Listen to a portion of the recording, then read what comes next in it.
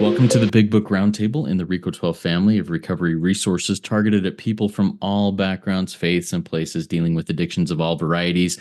We dive into the big book, going through it and relating it to everything that every addiction and affliction, not just alcohol, but everything else.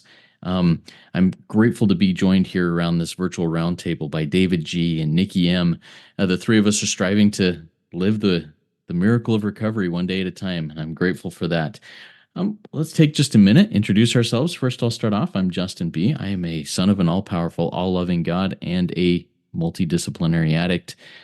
Grateful to be here from Spokane, Washington, working my recovery, and grateful to be sitting around this table with people that I have zero business being here with, but it's an awesome thing. David, why don't you take a second, introduce yourself? Absolutely. Thank you, Justin, for your service as always. And thank you, Nikki, so much for being here today. Hey, guys, I'm David G. from Oklahoma. I'm an alcoholic and I'm an addict of many sorts that have recovered from a hopeless state of mind and body. And man, I'm truly grateful to be here at this roundtable today. Thank you. Thanks, David. Nikki, you're up. Hi there, I'm Nikki M, and I'm a woman who has tapped a power greater than herself. And I'm sitting across from two men who have tapped a power greater than themselves. And I'm just excited. We normally meet later in the afternoon, and today we're all up bright-eyed and bushy-tailed and ready to dive deep into this book. Thank you. Thank you, Nikki. Thank you, David. I'm excited to get into this and get our day started. I think yeah, it was in this roundtable where I was introduced to a place in, I think it's the forward to the third edition, where yes, each day somewhere in the world recovery begins when one alcoholic talks with another alcoholic, sharing experience, strength, and hope. Our day is beginning today as we speak one alcoholic with another, sharing experience, strength, and hope. Now let's get into this. Today we're going to continue our reading from More About Alcoholism. We're on page 32. Last time we finished off with one phrase, one sentence left of a paragraph, giving us, here's an example of things. So if you haven't listened to the previous episode, please go back and listen to it. But we're going to get right into this. Page 32, get your fourth edition of your big book out, pen, paper, highlighter. Get ready to take notes as we read, as we discuss, and as we give insights. Here we go. Here is one. A man of 30 was doing a great deal of spree drinking. He was very nervous in the morning after these bouts and quieted himself with more liquor. He was ambitious to succeed in business, but saw that he would get nowhere if he drank at all. Once he started, he had no control whatever. He made up his mind that until he had been successful in business and had retired, he would not touch another drop. An exceptional man, he remained bone dry for 25 years and retired at the age of 55. After a successful and happy business career, then he fell victim to a belief which practically every alcoholic has, that his long period of sobriety and self-discipline had qualified him to drink as other men. Out came his carpet slippers and a bottle. In 2 months, he was in a hospital, puzzled and humiliated. He tried to regulate his drinking for a while, making several trips to the hospital meantime. Then, gathering all forces, he attempted to stop altogether and found he could not. Every means of solving his problem which money could buy was at his disposal. Every attempt failed. Though a robust man at retirement, he went to pieces quickly and was dead within 4 years. This case contains a powerful lesson. Most of us have believed that if we remained sober for a long stretch, we could thereafter drink normally. But here is a man who at 55 years found he was just where he had left off at 30. We have seen the truth demonstrated again and again. Once an alcoholic, always an alcoholic. Commencing to drink after a period of sobriety, we are in short time as bad as ever. If we are planning to stop drinking, there must be no reservation of any kind, nor any lurking notion that someday we will be immune to alcohol. You know, this is a sobering story. This is something that I know that I go back to in my own mind. Well, I should be able to do this like a gentleman. I've been dry for this long or whatever. But man, there's just some hard truths here, and I look forward to getting a little insight from each of you, David and Nikki. Let's start off with you, David. As we read that, what are some of the things that you pull out of that? Yeah, absolutely, Justin. This is a very powerful story, as you said. It's very much a warning, and it has been for me through the years. And I think this was taken from a book called Cessation of Drinking, and it was written by a man named Richard Peacock. And Bill pulled this story from there.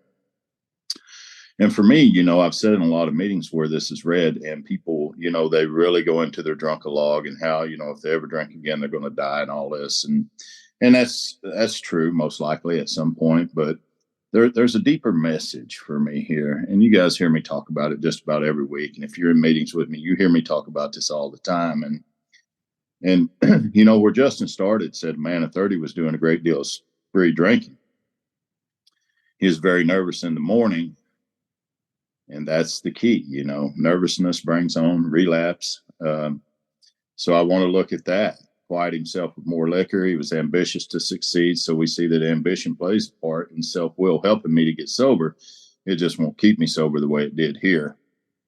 But he saw that he'd get nowhere if he drank at all. But I think the key is right here. Once he started, see, there's that physical allergy, the mind that pulls me back to the drink after a period of time or whatever it is really what I need to be aware of. But once I put it in the body, then relapse is absolutely, absolutely there. So he made up his mind. I think that's dangerous. Anytime we make up our mind about something and we're not connected to spirit, then we've made up our mind with what caused the problem, which is our mind. And it told us on page 23 that, the mind is that's where the main problem centers, is in the mind. But as you read on down through there, about 2 or 3 or 4 more sentences down, this is what happened to this man. And this is what damn near happened to me after 25 years. And see, he was at 25 years. So it says, then he fell victim to a belief. See, he didn't just fall out drunk. And he just didn't fall out, get up one morning and say, I think I'm going to drink myself to death today in the next 4 years. No, he fell victim to a belief. And it says practically every one of us have. That after sobriety and self-discipline, notice that's a small s in front of self. So anytime that I'm trying to be disciplined by self, then I'm going to end up drunk. But then, as you come on down, it says he tried to regulate. And if you look up that word, that's control, that's choice. We know what a regulator is.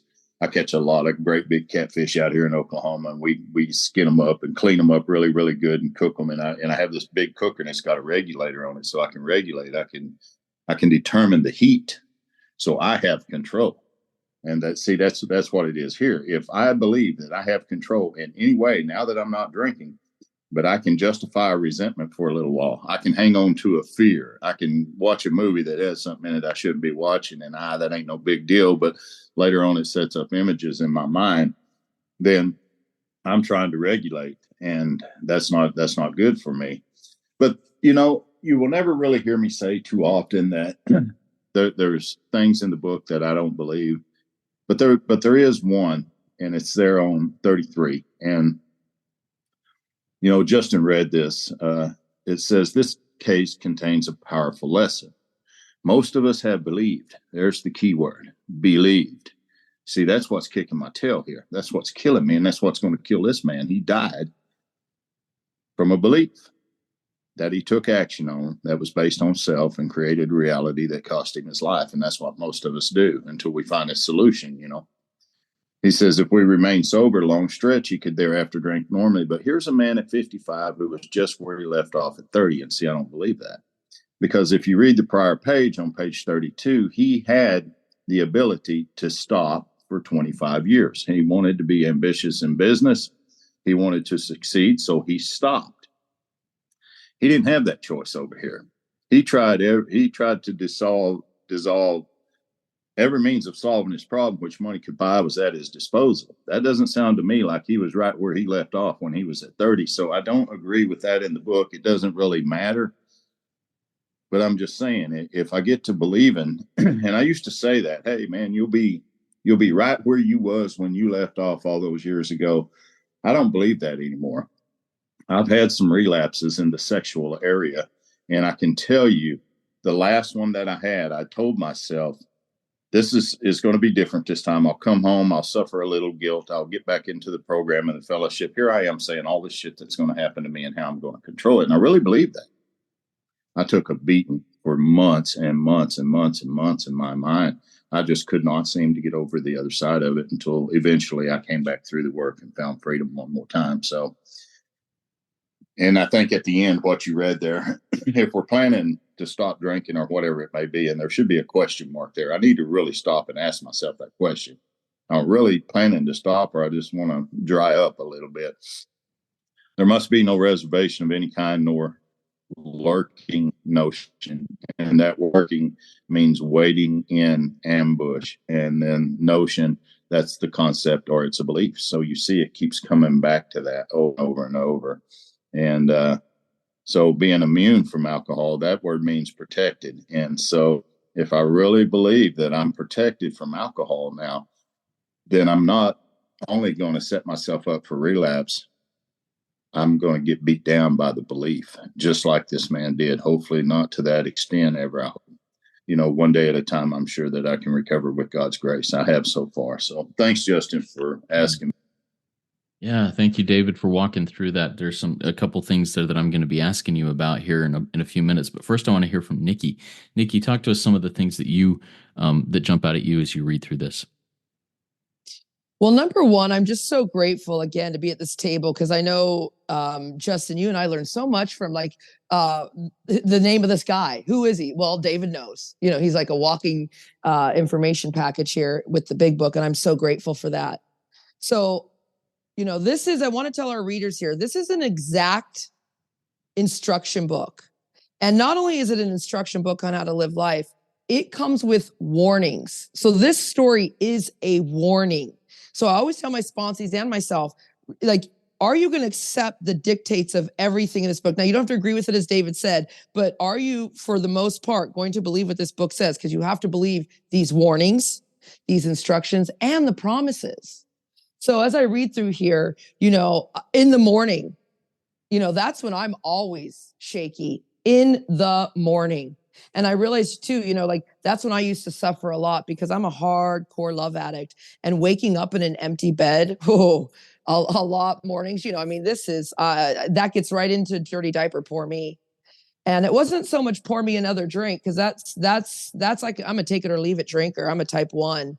But I suffer the disease of alcoholism. But once I start anything, and you guys know, I go right to the thinking, I have no control. And at one point, I can make up my mind. That's my self-will. That's my ego not to do this again. But when David was talking about you never pick up from where you left off, what I'm realizing here, this guy just switched addictions. If I hear it, he just switched it for the power and the prestige. Because I did that too. I could put down something and then and pick up something else. That's why I see it a lot. I see it a lot because I sponsor a lot. Like, I see food addicts come in, they put down the food. I have a friend, she's so interesting. And she put down the food and picked up the alcohol at 45. And I was like, wow. I mean, this is a cunning, baffling, and powerful disease. And like this guy, I picked up men and money rather than drinking. I could just stop. And I felt victim to the belief, that this is the only life I know, my addict life. So it doesn't matter what I'm putting in. And I was real disciplined. I am a very disciplined person. You come in my house, it's clean. I could have a tight exercise regimen, all the human aids, but I'm emotionally so undisciplined. It's nuts. I am emotionally so undisciplined. It's like there's no rhyme or reason inside of my head. And it's funny, the other day, I had a money loss. And this happened to me. This is, I say it's funny because how he whipped out the carpet, slippers, and bottle. I'm retired. I actually thought when I had this investment money loss the other day, I thought, and I said to another girl, I need to whip out, not the carpet slipper, my old stilettos so I can spin around a pole. It's like, Nikki, no one wants you around that pole. You can't even barely get out of bed. But that thought crossed my mind for a 6-second. Like, okay, how am I going to get this money? What am I going to do? Because it goes back to that old belief behaviors. Now, it was not about getting a bottle. It was about getting more money for me because I'm obsessed with money. And how am I going to get the money? Usually through a man. And that's my old thinking. And I slipped into there. But what's so cool, you guys, is I'm buckled into this program. So that was a first thought. But I know to think is to die. So my second thought was, this is a test from God. You've been here before, Nikki. And go back into not morbid reflection, but euphoric reflection when you've lost money and God gave it back to you triple times fold. And then the problem was solved. And I love here at the bottom of page 32 where it says, could not. Why? It's a progressive disease. We all find that we cannot because we're in the grip of a progressive illness, which only a spiritual experience will conquer. And so page 33, lucky number 33, went to pieces quickly. I can do that from a thought right now today when COVID hit. What? I've lost my job. I've lost all my rights. I can go to pieces quickly, but because here it is. I'm in the middle of this program. I'm in the middle of the herd. I'm centered. I'm so responsible to so many sponsees. This is my lifestyle. So I can't go to pieces quickly because this is my life, living recovery, And so I love this too, where it says truth. I believe my big book. Are you here in this program that comes with a big book? Are you believing this? And as David, said, you don't have to believe everything, but is this your truth? Because you can have no reservation that you are immune to your thinking, your drinking, your acting out behaviors. Like, we're never cured. Remember, page 85 later tells us it's easy to let up on this spiritual program of action. This is an action program. It centers in my mind and rest on my laurels, which is just get satisfied with life. I cannot do that because I only have a daily reprieve. So I believe my book and I believe this guy's story, and I don't want it to happen to me. I don't want to have to whip out those 6-inch stilettos, you guys. I won't make $1. I love you guys. You get me. Thank you, Nikki. You guys really opened up a lot of things for me, and I've got a couple of questions for you, and I'm going to try and keep these pretty focused because there were a few things here, and I just want to do one question each so that we're, keeping this rolling on this. David, you talked about self-discipline, and when the self disciplines the self or me, I'm going to get drunk. It's going to happen. I'm going to go off the edge if I'm trying to rule my life and with self-discipline. And we alcoholics are undisciplined by nature, and we allow God to discipline us. Talk to me a little bit about the difference between self-discipline or self's discipline, maybe with a cap or with an apostrophe S, and discipline from a power greater than ourselves. Yeah, absolutely, Justin. And thank you for that question, because for so long, I really didn't realize the difference between the two, even though I'd read it in the book many times. And, when we get to page, 88, it talks about that, self-discipline. And for a long time, I couldn't accept that word discipline because I'd been so harshly disciplined as a child. And I just did not like that word. And then somebody had told me to look at it more in the terms of discipleship. And so that's kind of how I started looking at it. But anyway, to answer your question, for me, I really didn't even know that I was being disciplined by self, because I was disciplined to get up and read in the morning. I was disciplined to pray. I was disciplined to do this and this and this. But then my actions would be all throughout the day. I may be dishonest at my job. I may be taking shortcuts at my job. I wasn't 10th stepping any of that stuff. I was just kind of going about my day. I really wasn't doing nightly review to check in on, to make sure that. And as a result, what was happening is I was being disciplined by self, even though I was using prayer and the other things that I knew. And I really didn't know that was happening to me. Our book talks about the God of reason, and that reason, in some places, that word starts with a capital R. So if you look up the word reasoning, then that's connected to a belief in the mind. And on page 53, and I know you guys have heard me say this many times, on page 53 of our book, it gives an outline of really the answer to the question you just asked. And it says, without knowing it. And I think that's the key, because we don't even know it. I'm praying, I'm doing this. I mean, I know through the day that I'm not doing stuff that the program is outlined for me to be disciplined in doing. I had a pretty good idea of that stuff, but I just kind of shrugged it off and said, no big deal. But without knowing it, have we been brought to where we stood by a certain kind of faith? And I always thought that meant faith in God, but it's really talking about faith in our reasoning. I'm gonna pray, I'm gonna do these things, but I'm gonna take care of the rest of the day. And at the top there of 53, where it says logic is great stuff, we liked it, we still like it, it's not by chance we were given the power to reason. And if you look up the word power, it just means, it's the power of the mind, to think, to understand, and to form judgment. That's what the power of reason is. So that's what's happening to me. And I don't even really know what's happening until I find myself in a place to where I'm at relapse. And it's like, oh my God, now what? God, I'm praying, I'm going to meetings, I'm doing all these things. People are like, yeah, but how are you living your life between the serenity prayer and the Lord's prayer?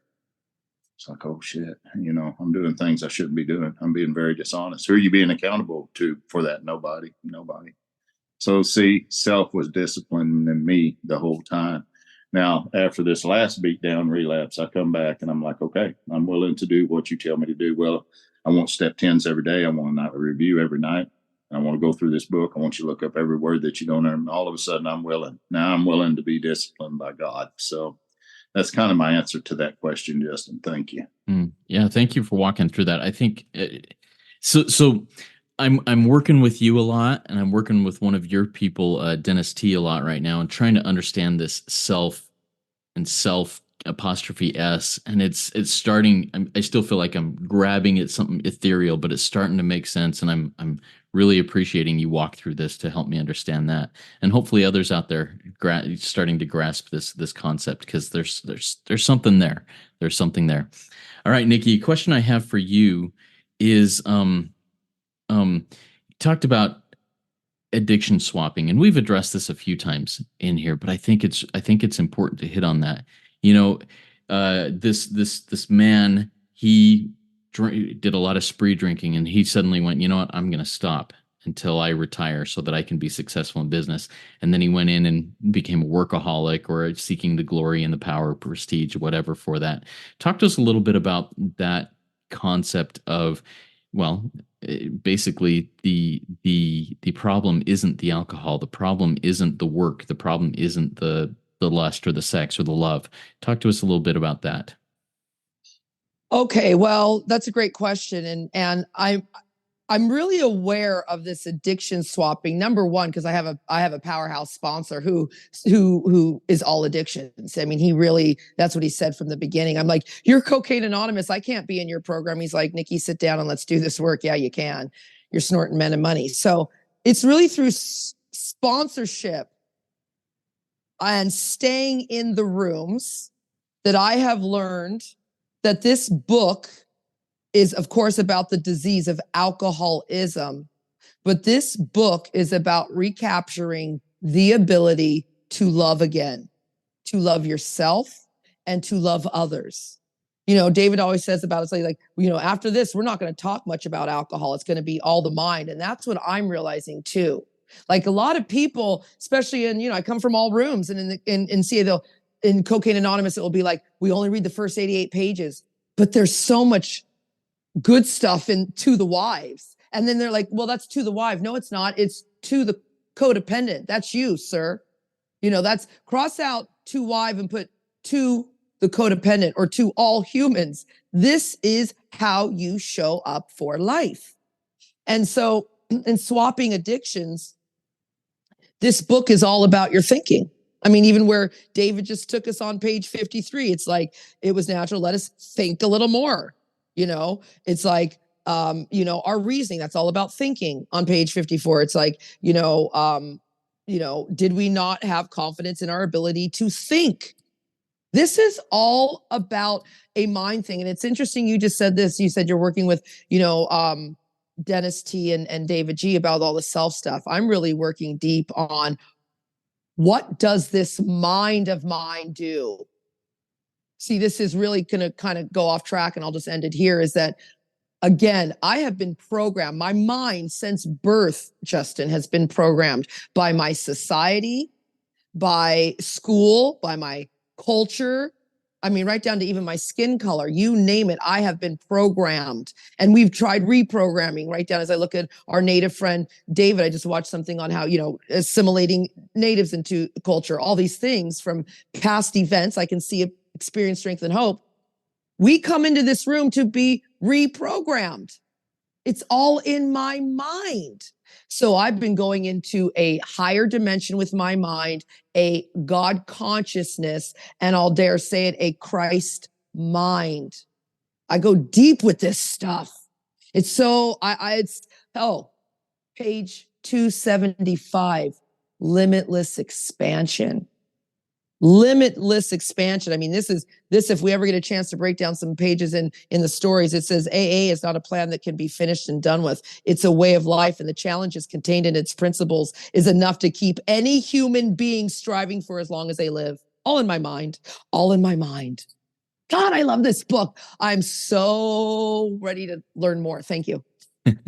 Thank you so much, Nikki. Love it. All right, we're going to jump into takeaways, and I'm going to jump into my takeaway first, and then we'll go to David and Nikki. My takeaway today, Nikki said something about drifting into, not drifting into morbid reflection, but into euphoric reflection.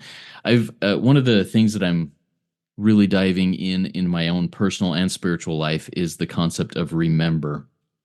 And remember not the morbid reflection of what a idiot I was, but look back and say, where did my higher power do for me that which I could not do for myself? And trying to remember that so that the next time something comes up that I'm like, I can't do this, I can go, but God can. And that concept of euphoric reflection, of remembering, is such a powerful thing. And I think that's my takeaway from this today, is just remembering that when I drift into reflection, I need to keep away from the morbid side and go to the euphoric side, the God side of it.